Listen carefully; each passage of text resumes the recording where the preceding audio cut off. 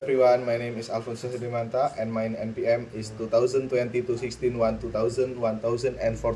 I'm from Gediaras College. This time I will present a presentation conflict politics. Enjoy watching our video.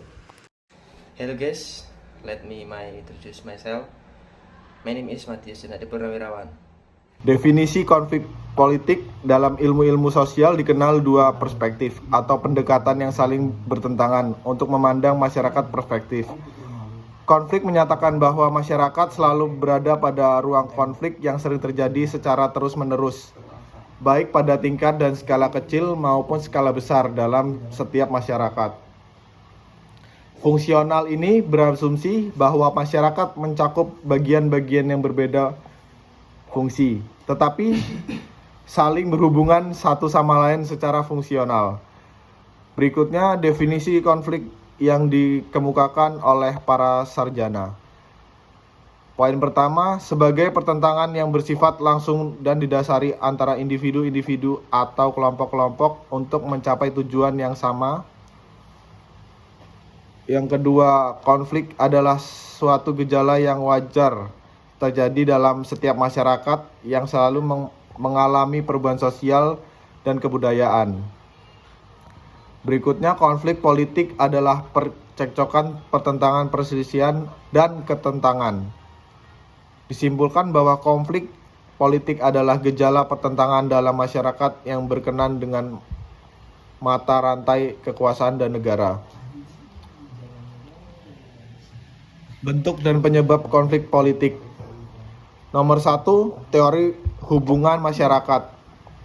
Konflik disebabkan adanya polarisasi yang terus terjadi dalam masyarakat sehingga menimbulkan ketidakpercayaan dan permusuhan di antara kelompok yang berbeda. Yang kedua, teori negosiasi prinsip. Menganggap bahwa konflik disebabkan adanya posisi-posisi yang tidak selaras dan perbedaan pandangan tentang konflik oleh pihak-pihak yang mengalami konflik. Yang ketiga, teori kebutuhan manusia. Teori ini berasumsi bahwa konflik yang terjadi bisa disebabkan oleh kebutuhan dasar manusia yang tidak terpenuhi atau sengaja dihambat oleh pihak lain. Yang keempat, teori identitas. Teori ini berasumsi bahwa konflik terjadi akibat adanya identitas yang terancam yang sering berakar pada bilangnya sesuatu atau penderitaan masa lalu yang tidak diselesaikan. Yang kelima, teori kesalahpahaman antar budaya.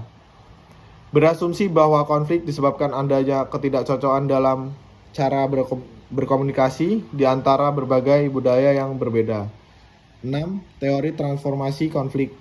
Teori ini berasumsi bahwa konflik disebabkan oleh masalah-masalah ketidaksetaraan dan ketidakadilan yang muncul sebagai masalah-masalah sosial, budaya, dan ekonomi.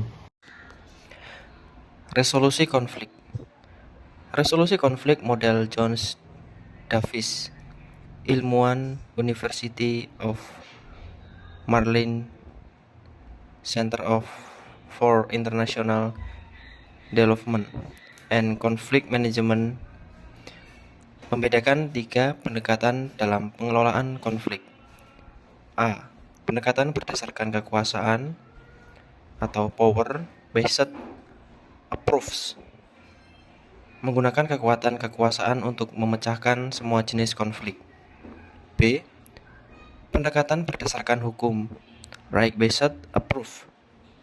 Pendekatan ini biasanya lebih menggunakan hukum adat, norma, dan sistem hukum sebagai alat untuk menyelesaikan konflik yang terjadi di masyarakat. C. Pendekatan berdasarkan kepentingan, interest-based approach.